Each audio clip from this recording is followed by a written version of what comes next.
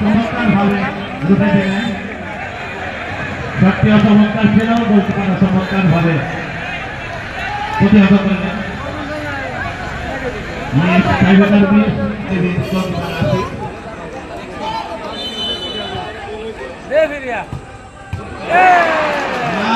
এবারও হলো না, সেই ক্রসবারে বল লেগে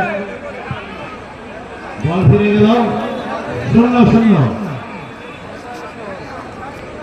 দুটি শট করা হয়েছে, টাইব্রেকার একটি 7 স্টার ফুটবল একাডেমির পক্ষে শট করেছিলেন। টাইব্রেকারের ফলাফল